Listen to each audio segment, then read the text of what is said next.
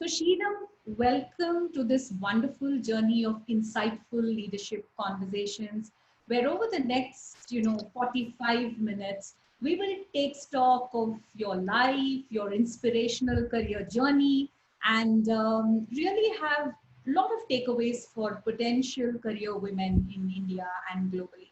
So thank you for consenting to be part of this show and welcome aboard. Absolute pleasure, Meena, to reconnect and an honor to be here. I'm hoping people will have some takeaways. Absolutely. Knowing you, it's a big YE. Yes, yes, they will. Tell me more about your success story, Sheenam. What is it that inspired you to take up technology? And what keeps you consistently in the technology space for the last several years? I think that is a fairly simple question to answer, Meena. I used to be somebody who was good at physics and maths. It was something that I enjoyed doing as a student. I had a flavor for maths and physics when I was there. So STEM was a given from that perspective. My parents did want me to become a doctor, but I said, no, I don't really enjoy biology. So said, let me do what I want to do. And they finally agreed, and there I became an engineer. What made me enter the IT industry was in the third year, we had a course in Fortran. I'm sure the younger people don't even know about Fortran, have never heard. And in parallel, I had privately learned Pascal. Both of these led me to believe that I possibly have the attitude or the aptitude, more than attitude, to do comp science and software engineering. So when my first company came to Bangalore to do a walk-in, there I was in the first batch, sitting there waiting to get tested and interviewed, and that's how the career started. I have enjoyed software engineering. I've enjoyed the concept of being able to build products, and the concept of being able to solve challenging issues that business stakeholders or customers equally have brought to the table, and I still continue to enjoy it. So I think it's just the fact that I derive happiness has kept me here.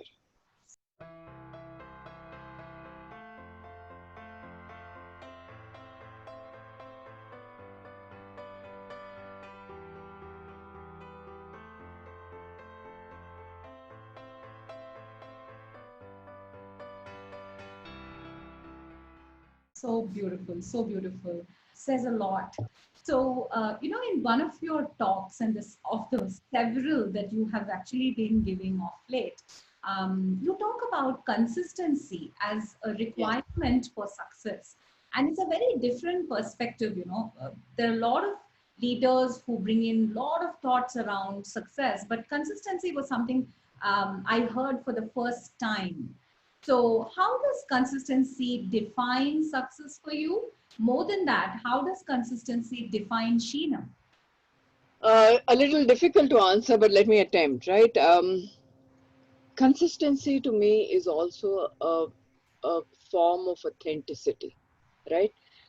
Who you are and what you believe for, I think is very important to be demonstrated through actions and through repeated actions. And that to me is consistency, right? You do it once, but if you don't do it often enough and you don't do it in a way that is you, right? Then people around you are not going to take you seriously. So I think that that concept of being able to do it even in your sleep, literally, is consistency for me. The second aspect of consistency for success, and this is something that I tell everybody, is the fact that you have to be able to build a brand that is trustworthy.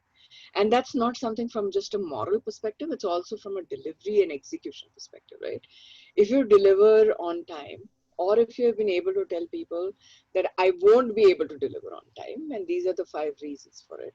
If you deliver quality and you develop that trust and you do it again and again and again, okay, that is the definition of consistency. I still remember in one of my previous companies where I was a dev engineering kind of a manager, my theme to my team used to be that we will deliver on time, we will give the best quality that is possible. And that should be our brand, right? People should be able to say that it has been given to this one team, then, we can be sure that we will have the least possible issues. So that to me is very, very important. That kind of really summarizes your growth journey from what I can see, that the repeated effort to be consistent in deliverables and actually being open enough to admit when those deliverables are not going to happen. That's a Yeah, very rare trait. So kudos, and I'm sure all organizations have enjoyed working with you. So this I hope so. absolutely, absolutely.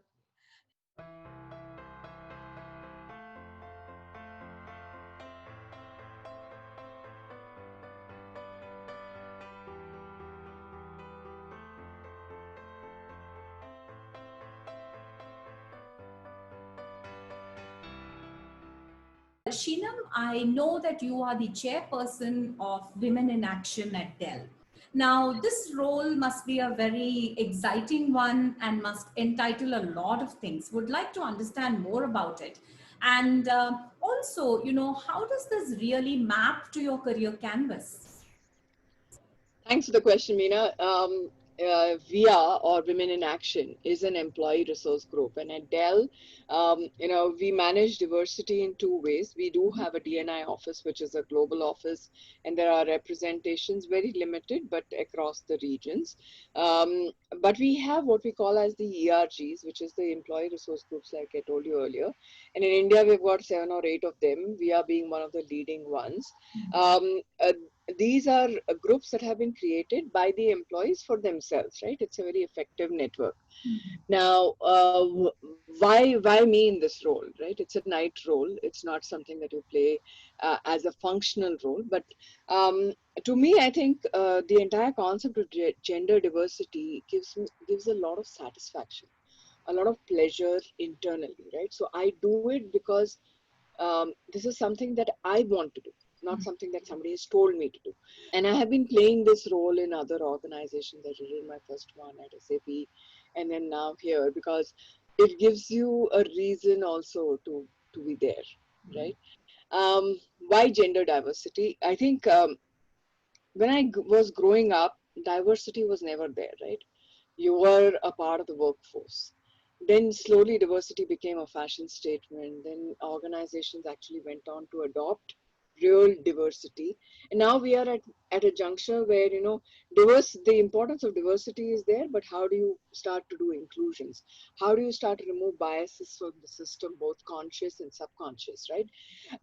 I think I've enjoyed being a part of that journey. And I have, in some ways, not very large, but in some ways, contributed to that journey because the fact that I mentor a lot of women. I try and hire a lot of women, and kind of be there for women if they want to ask some questions or check for advice during their difficult periods, right? And we will have tough times, right? You get married, your spouse is in a different city, what do you do? You have a child, what do you do?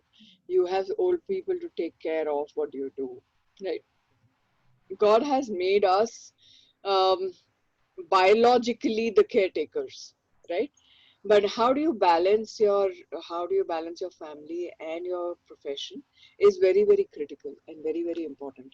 And um, I love to help women through that journey, right? There are times when your personal life will take over, there are times when your career will take over. And how do you feel good about it without being guilty is something that I try and do through this chapter. One of the things that we do through VIA is a lot of work for our young leaders, emerging executive leaders. We do a lot of work with the industry. So we're running mentor connect programs across the industry. We're also doing stuff to ensure that our rural girls who are either in school or in engineering colleges find a way to get into the corporate world, right? So it's kind of like a 360-degree program, provides a lot of personal satisfaction, and that's the engagement. Beautiful. And what better way to give back, especially the rural bit is really, really impactful, very touching, Yeah. and gives me a very humane lens to the work that you do.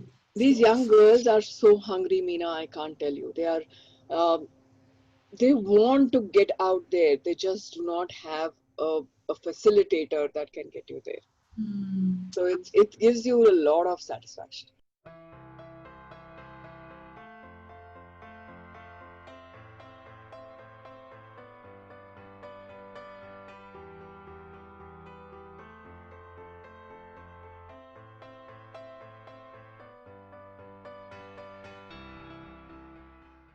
In your experience, what two qualities should a leader never compromise on? And I will go back to authenticity. Uh, you build a brand, and the brand evolves over time, right? But the basis of that brand does not change, right? The fabric is the same. You may add, you may add embroidery to it, you may add something else to it. The base fabric remains the same. So I think for me, authenticity is very, very important. The second one that I would bring would be a combination of fearlessness and possibly servant leadership is for me something that's very, very critical. And the reason that I say it is because I firmly believe your employees, your team, right, that you are a part of is the most important ingredient of any organization, any area, any team, right? Those the people bring to it the value that it finally creates, right? And if you are not as a leader taking care of that team, okay, and ensuring that there is empathy, that there is their voices are heard, their careers are taken care of, their ambitions, both personal and career wise, are taken care of, then nobody is going to work for you, right? You have to bring in that. You have to show them how they will win by giving something back to the organization, right? People join, and making money is very important, but when they are working, and when I am working, right, I'm not working for the fact that I'll get a salary at the end of the day. I'm working because it gives me pleasure. Otherwise I'll go somewhere else and work, right? Hmm. I think kind of made such a complicated subject that's been discussed worldwide. You put it so simply and beautifully. The concept of how you can really keep members of your team engaged through the connect, through the compassion, and through the authenticity that you spoke about so powerfully. And I think it also leads back to who you are as a person, Sheenam, having observed you. In terms of authenticity and consistency, they go so much hand to hand. So that was really such an insightful response. Thank you so much.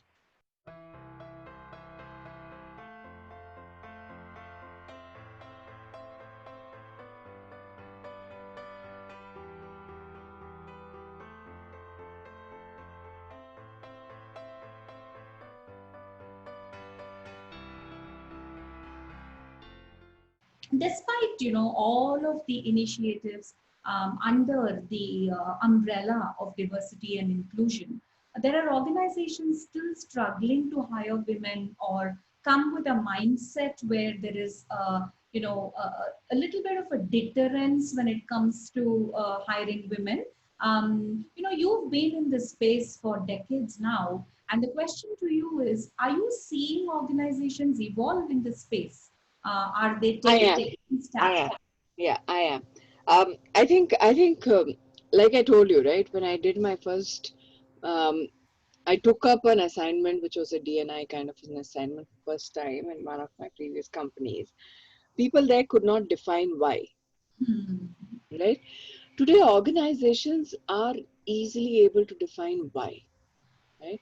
And that to me is a journey well lived and well fulfilled, right?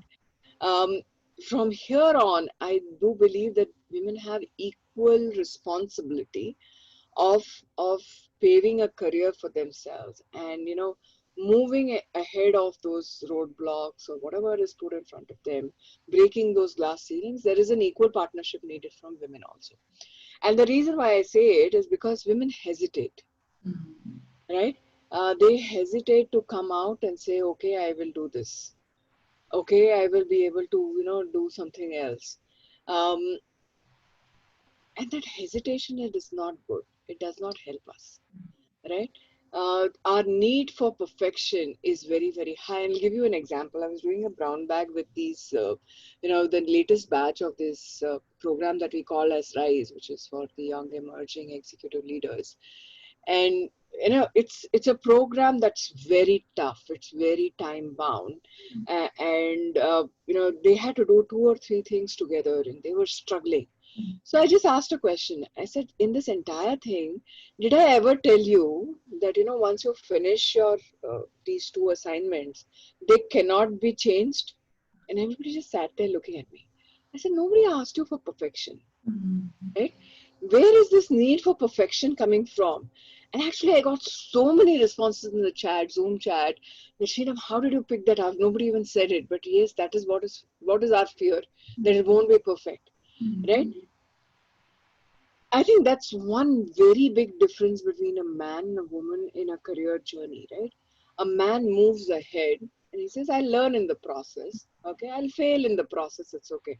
Somewhere along the line, we women have this, I don't know why, but this urge to be perfect and not to be seen as a failure, even in their own eyes, right? It's very self-imposed. Because if the industry allows the man to fail, the industry will allow the woman also to fail, right? So it is really self-imposed. And I think that those kind of shackles have to be broken, that, 70% at first instance is good enough, right? And we'll take feedback and we'll build it from there. Some things live.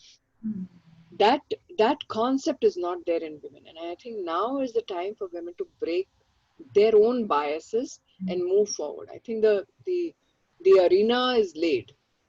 It's just now waiting for us to come in and take over, literally. And with leaders like you, I'm sure, they are able to do a great job of enhancing self-belief, which actually is affecting their ability to think perfection always. So Yeah. wonderful.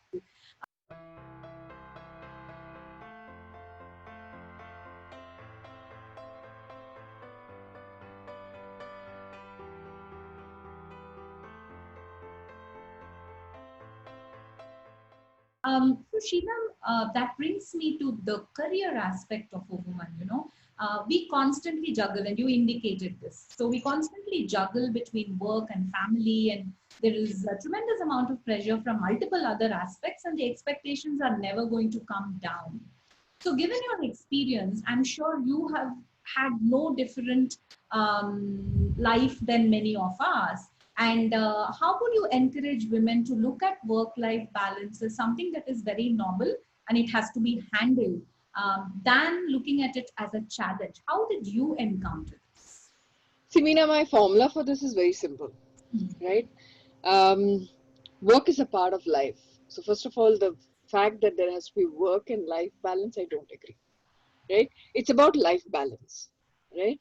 How do you generate happiness at the end of the day from what you're doing with your life, right? And that's the primary thing that one has to focus on. Now, when one focuses on happiness, okay, there are certain priorities in life that are there. Some things at a particular juncture will take priority, some things at a particular juncture will take lower priority. And that may reverse as time flows, and it's a sinusoidal wave. So it kind of goes ahead that way. Now, I think what's important for women is to figure out what gives them happiness. Okay, and do that, right? If they are happy, and this is something that I maintain and I believe very strongly in, if they are happy, the house and the home is happy. Absolutely. Right? Absolutely. Yeah, because uh, biologically, again, we are caregivers, right? So you have the parents to look after, the in-laws, all said and done depend on you, your spouse depends on you, your children depend on you, your ecosystem kind of depends on you, right? You are the fabric that connects people together. If you are unhappy, that entire network is unhappy, somewhere that is coming out. So if career is important to you and you're not able to get people to agree to it, there has to be some way that you can convince them that this is important. And you have to talk logically with data. It doesn't have to be, I want to, I want to, I want. Why do I want to is also equally important.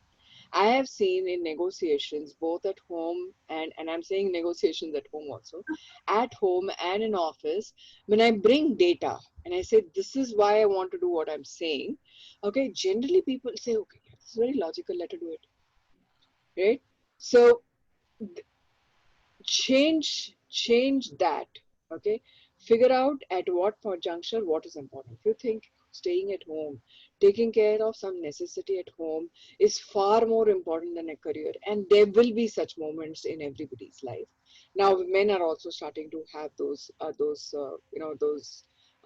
aspects with the millennials and the Gen Z's joining our workplace. You see all of that, but I think it's very important for us to figure this out as a as women, as to what is that balance, right? So at that stage of your life, if home takes higher priority, take a back seat in your career. There will be time when the career will take a back seat and the career will take the front seat and the home will take a back seat. But choose, and once you have chosen, be happy about it. That's very important. Lovely, lovely. Again, such a deep message of, bringing happiness to people around you, whether it's at home or at work, but it starts from one being happy. So to each her own is what I can summarize. So Correct. so lovely, and such a mature outlook to life, Sheenam. Honestly, such a mature outlook to life.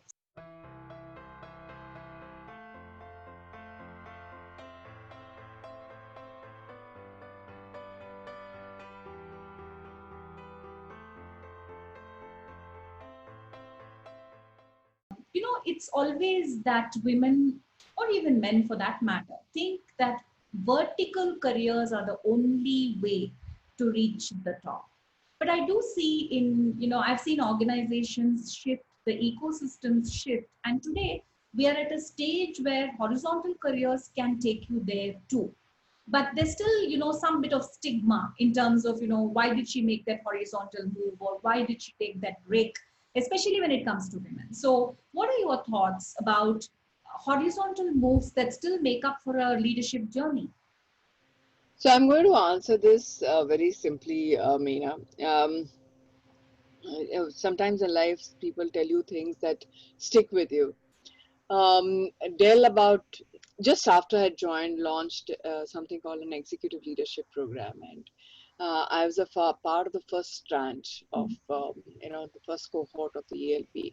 Um, on day two, I think Tom Sweet, who's our CFO, came in to speak to us, and he was talking about his career. It was like a lessons in leadership, and it was 45 minutes of him talking about his career, right? And he said before he became the CFO, at the level that he was at, he did 7 lateral moves Wow. before he could go up, right? That stuck, right? So we asked him, right, what did those lateral moves give you? So he said the lateral moves gave me an experience of running different types of businesses, right? And because I had that versatile experience and I had played, the CFOs literally for different businesses, okay, Michael believed that I could play the CFO for the entire Dell, right? So sometimes it's a struggle, but you have to bear with it and see how life is going on. Change is important, right? Don't stick to what you're doing if you're not getting vertical growth. Take a horizontal growth, right? And and it will help you in the long run, was his message. Now, if this is the CFO of Dell standing in front and telling us all of this, I think it's applicable to both men and women, right? I think it can't be said better than that. Yeah, absolutely, absolutely. So this is a very powerful message in terms of also looking at careers with respect to horizontal moves one can take, and with your response, I think that stigma gets completely broken, at least to me. I don't think there is a stigma at all. At all. See, there is the organizations are structured like this, right? So at a point of time, for you to move up becomes very difficult because the band is thinner, right? So if you move around, okay, the ability to move up is that much more higher, therefore, Yeah. right? Beautiful, beautiful. I'm just thoroughly enjoying these conversations, Thank you, Veena. Neelam.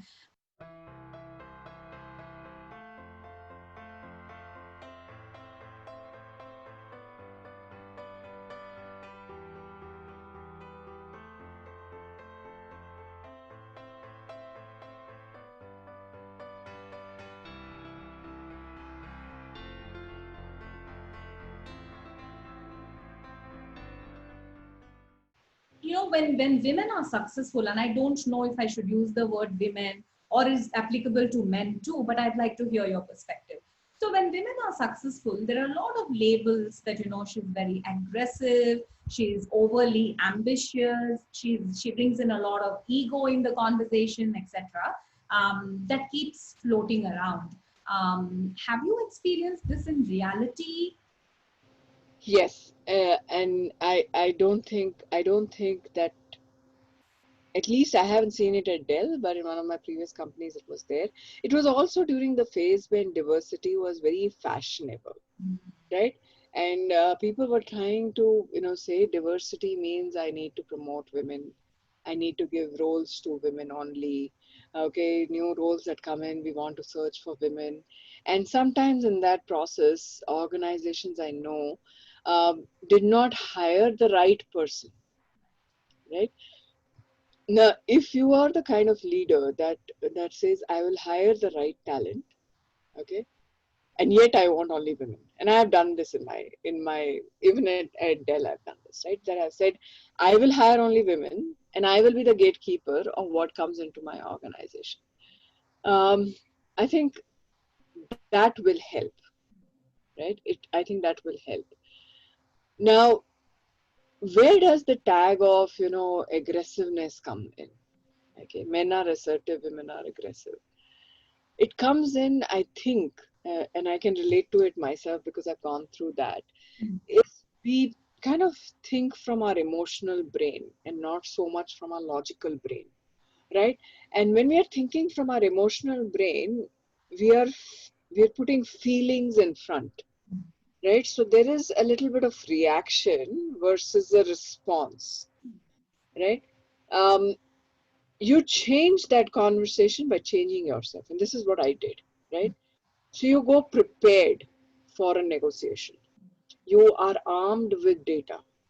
And the other thing that you do is that you start mapping out people that you think like you, right? So you prepare them in advance for for those kind of things, right? So you are building a network of men allies, okay, around you, right?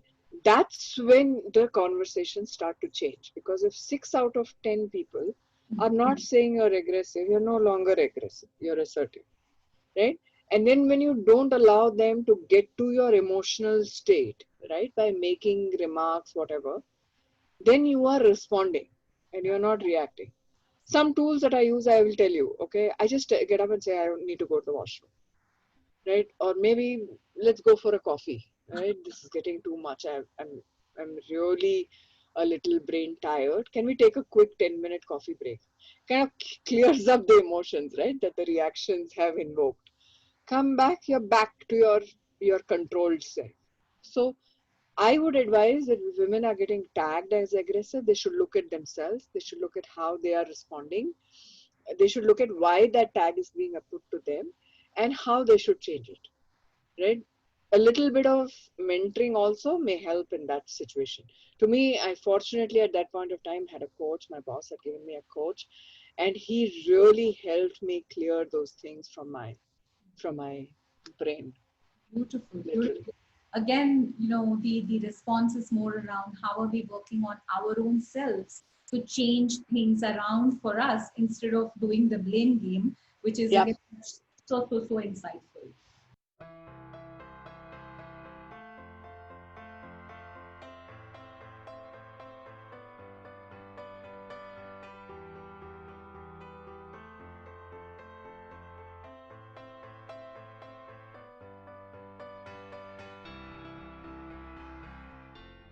So, talking about men, how do you think men play a role in a woman's career journey, be it at home or be it at the workplace? I think the role is immense, right? At home, you have the father. It Mm, starts with the father. What does the father believe, right? And I think the foundation lays from there. At home, for me, for example, my father was very clear that his daughters had to be, the best in what they wanted to do. And they didn't, he wanted to break away from all those traditional bouts. So that's the foundation that I come with, right? So, the fearlessness comes from both the parents saying that what is there in world that you cannot do? You can go and conquer out on anything that you want to. And they showed it to me through their actions, right? And it was not just words. I've seen my father achieve things that would no normally would, people would think it's not something that can be done and stuff like that. I've seen my mother, really groom us to be who we are. So I think the father role is very, very important when you're growing up. Then comes your spouse, right? If the spouse has to be a supporter, right? And I always tell my women, marry right? So figure out whether your spouse will be that supporter or not, because it's not always necessary that they are, right? So that I think is equally important for you to figure that out. uh, then comes your co-workers, right? And the concept of men allies. Now, the way I'm seeing it, my son is 23, and when I talk to him, there is a huge amount of difference in the way he thinks to what my peers used to think, right? So I think the younger generation will face lesser of an issue with their peer circle itself, because the equality is very, very high, right? They really, that difference kind of seems to have gone away in their thought process. But when they're talking to their seniors, how do you manage that? I think is very, very important. There has to be a degree of respect, but there has to be a degree of the fact that I am right, and I can, and I need the support, right? The fact that you can go out and state your mind and what's troubling you in a non-emotional manner is extremely important. Like even today I have women who come and say, I don't get the best assignments, right? So my only ask to them is, does your manager know that you think that way, right? right. And when they have been able to ask that of their managers, the managers have sat behind and thought and changed their behaviors, True. right? Have you gone to your peer and said, what you said that day was very biased and I didn't like it? Mm. Right? What stops you from having that conversation, which has a little bit of conflict in it, which is a little bit confrontational, but it eases the ear, right? That man is going to have a lot of respect for you when you do something like that. Absolutely. And I think, again, I bring it back to the women having to take that lead to change that life structure.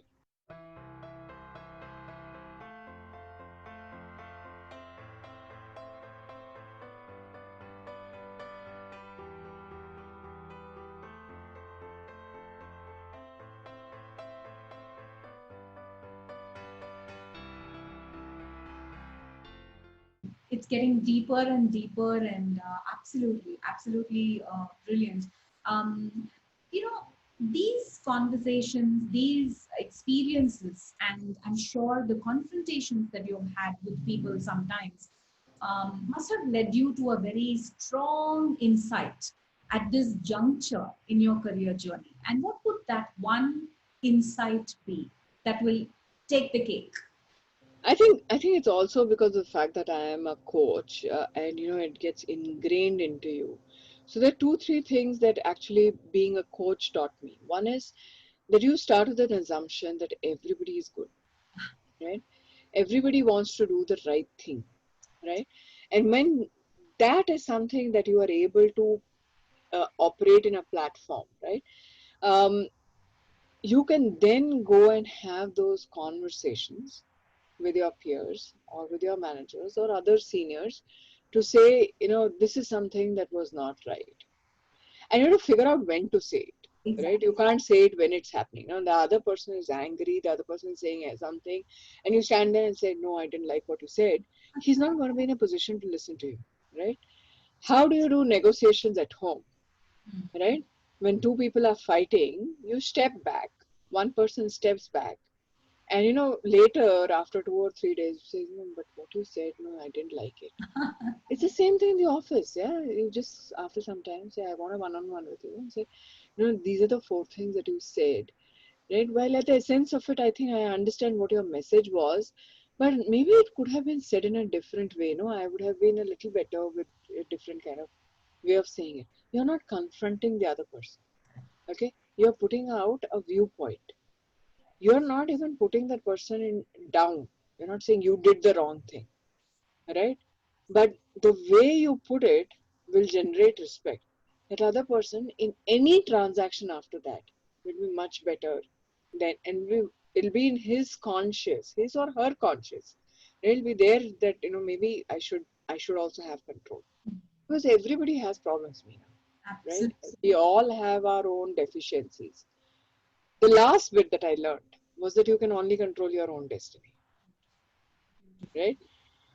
I cannot go and even control what my husband wants to do, right? Or my son wants to do.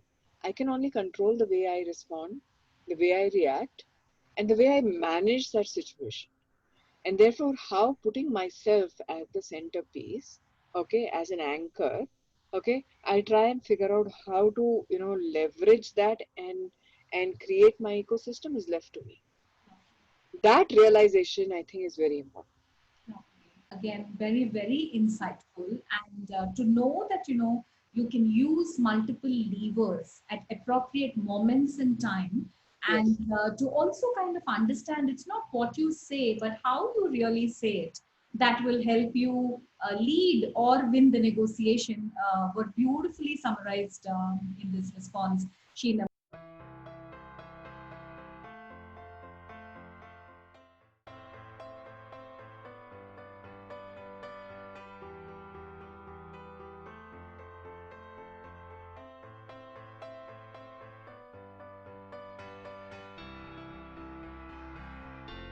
So I know, I see you as a person who is innately happy, and that is reflective on your smile, that is reflected in the maturity of responses. There's a sense of calm that I sense. But still, I would like to ask you, what makes Sheenam happy? Ah, that's a difficult question. Um, Multiple things, right? It's not just one. Sometimes it's reading a good book, watching a nice movie, um, just sometimes just being alone, right? I sometimes just sit in my terrace and just put on some music that I like, and that gives me happiness. But I think at most times it is when when I'm able to create some kind of happiness around me is when that happiness comes in far more than anything else. And that could be if a young person needs to be mentored on something or some advice to somebody else. It could just be even a colleague, not even from your own team, comes or walks up and says, you know can you have chai with me, and I have some things to ask you. So uh, different things at different points of times, but I think at the bottom of it, all of us are happy when we generate happiness, and I'm no different.